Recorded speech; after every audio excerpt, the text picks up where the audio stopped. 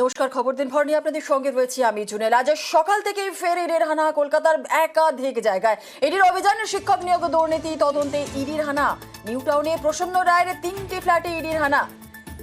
যে ছবি আপনাদের দেখাচ্ছি, আজ সকাল থেকে বিভিন্ন জায়গায় ইডির তল্লাশি অভিযান চলছে। প্রসন্ন রায়ের আবাসনে ইডি সাত সকালে ইডির দল পৌঁছে যায় এবং প্রসন্ন রায়ের বাড়ি অফিসে যেমনটা ইডির তল্লাশি অভিযান। এরই পাশাপাশি প্রসন্ন রায়ের ঘনিষ্ঠ ব্যবসায়ী তার বাড়িতেও আজ হানা দেয়। রোহিত ঝায়ের বাড়িতেও আজ ইডির হানা এবং এরই পাশাপাশি প্রদীপ সিং ওরফে ছোটু, প্রদীপ সিং প্রসন্ন রায়ের ঘনিষ্ঠ এমনটাই জানা গিয়েছে। আর সেই প্রদীপ সিং এর বাড়িতেও আজ ইডির হানা। নিউ টাউনে 2টি আবাসনে প্রসন্ন 3টি ফ্ল্যাটে হানা। আর প্রসন্ন রায়ের অফিসেও চলছে ইডি তল্লাশি। প্রসন্ন রায়ের অফিসে থেকে আমাদের প্রতিনিধি অনুপ রয়েছে, সরাসরি চলে যাবো অনুপের কাছে। আর এর পাশাপাশি আমাদের অপর প্রতিনিধি অমিত রয়েছে। প্রসন্ন রায়ের অপর ফ্ল্যাট বাড়ি থেকেই রয়েছে আমাদের অপর প্রতিনিধি অমিতের কাছে যাবো, কিন্তু প্রথমে আগে অনুপের কাছে যাবো। অনুপ, একটা বিষয়টা জানতে চাইবো যে সকাল থেকে ইডির অভিযান চলছে।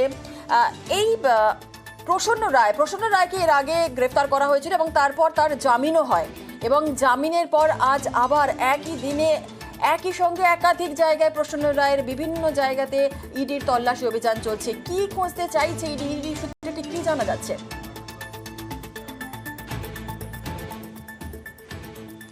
তো শিক্ষক নিয়োগ দুর্নীতি মামলায় কিন্তু প্রসন্ন রায় তার যে বাড়ি এবং অফিস মিলিয়ে প্রত্যেকটি জায়গায় তল্লাশি অভিযান চলছে।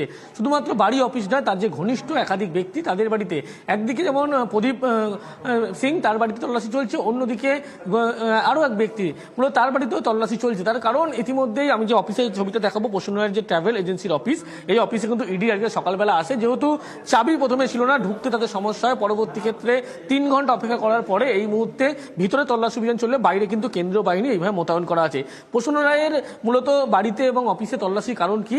যখন গ্রেপ্তার করে সিবিআই আসবো, কিন্তু যেই সময় ইডি অফিসাররা প্রসন্ন রায়ের অফিসে পৌঁছয় ঠিক তখনকার ছবি আমরা একটু দেখাবো দর্শকদের। অনেকদিন মানে বন্ধ তো ছিল বোধহয়, ওপেন আছে। কালকেও এসেছি। সুন্দরবন আছে, গাড়িয়াল আছে, আর নর্থ বেঙ্গল আছে। নর্থ বেঙ্গলে কোথায় আছে? নর্থ বেঙ্গলে আপনার চিলাপাতা আছে, আর বাকি জায়গাগুলো তো আমি জানি না, বাট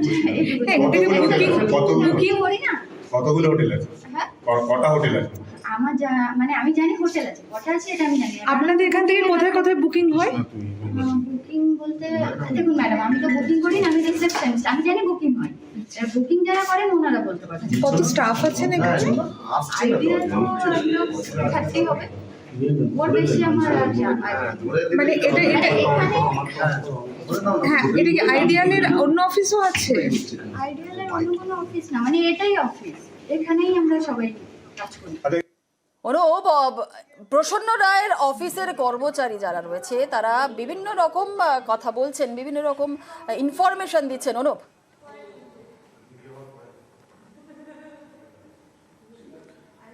আর প্রসন্ন রায়ের যে অফিসে যেমন তল্লাশি অভিযান চলছে এবং সেখানে কিন্তু তল্লাশি অভিযানের পাশাপাশি যারা অফিসের কর্মী তাদের সঙ্গে কথা বলছে, জিজ্ঞাসাবাদ করছে ইডি। আগে মূলত এই অফিস থেকে কী তিনি কাজ করতেন এবং যদিও প্রসন্ন রায়ের যে অফিসে একজন কর্মচারী দেখা গেল তিনি চাবি নিয়ে আসলেন, ভিতরে কিন্তু আরও কয়েকজন কর্মচারী তারা কিন্তু প্রবেশ করেছেন। তাই জিজ্ঞাসাবাদ তাদেরকে করা হবে। তার কারণ হচ্ছে প্রসন্ন রায়ের যে অফিস থেকে মূলত কী কাজবাজ করা হতো যখন গ্রেপ্তার হয়েছিল, গ্রেপ্তার হওয়ার পরবর্তী ক্ষেত্রে কিন্তু এই যে অফিস দেখাবো ছবিটা, এই অফিসে তিনি বসতেন। শুধু এই অফিসে নিয়মিত বসতেন না, গতকালও তিনি কিন্তু অফিসে এসেছিলেন এবং সন্ধ্যার পরে অফিস থেকে তিনি বেরিয়ে যান তার বাড়ির উদ্দেশ্যে।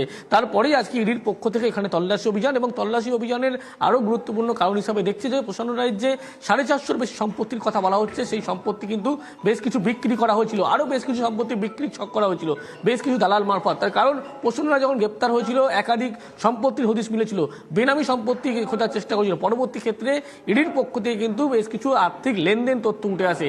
আর যখন লেনদেন তথ্য উঠে আসে এরপরে মূলত কোন কোন ব্যক্তি প্রভাবশালীর কাছে কীভাবে টাকা পৌঁছেছিল, পাশাপাশি তার যে ব্যবসার মাধ্যমে কিভাবে কালো টাকা সাদা করা হতো, তারই পাশাপাশি কোন কোন প্রভাবশালীর টাকা এই ব্যবসায় খাটানো হয়েছিল, এই সমস্ত কিছু জানার জন্যই কিন্তু ইডির পক্ষ থেকে আজকে এই তল্লাশি অভিযান।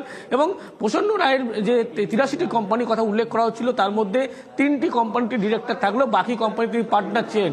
বেনামি কোম্পানি ছিল, বেনামি একাধিক সম্পত্তির পরিমাণ ছিল। এই সমস্ত কিছু একেবারে যে কিভাবে তিনি তৈরি করেছিলেন, তার যে স্থাবর সম্পত্তি, যেই পরিমাণ সম্পত্তি উৎস কিভাবে, যে শিক্ষক নিয়োগ দুর্নীতির টাকায় যেহেতু মিডলম্যান হিসাবে কাজ করতো, মাস্টারমাইন্ড ছিলেন এমনটাও তথ্য উঠে এসেছিল। তারই পরিপ্রেক্ষিতে জেলা থেকে কিন্তু টাকা কালেকশনে তিনি কাজ করেছিলেন, সিবিআই উল্লেখ করেছিল। এবং তার পরিপ্রেক্ষিতে কিভাবে টাকা তুলেছিল, সেই সম্পত্তির পরিমাণ দুবাইয়ের মতো জায়গায় তার হোটেল, একাধিক রিসর্ট থেকে শুরু করে বিঘা বিঘা সম্পত্তি, এই সবের উৎস কি, এই সমস্ত তথ্য পাওয়ার জন্য ইডির পক্ষ থেকে তল্লাশি অভিযান।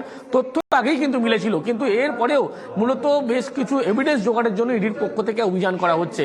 তো প্রসন্ন রায় যখন গ্রেপ্তার হয়, পরবর্তী ক্ষেত্রে জামিন পায়, তারপরেও তিনি যখন একেবারে নিউ টাউনে বাড়িতে ফেরেন, আইডিয়াল ভিলা, সেই বাড়িতে একেবারে এইদিকে নজর রাখো, আবারও তোমার থেকে পরবর্তীকালে আপডেট নেব। আর এরই পাশাপাশি মুকুন্দপুরের দিকেও নজর রাখতে হচ্ছে, কারণ মুকুন্দপুরের নয়াবাদে কেন্দ্রীয় দলের হানা এবং মুকুন্দপুরের রোহিত ঝা নামে এক ব্যবসায়ীর বাড়িতেও তল্লাশি অভিযান চলছে।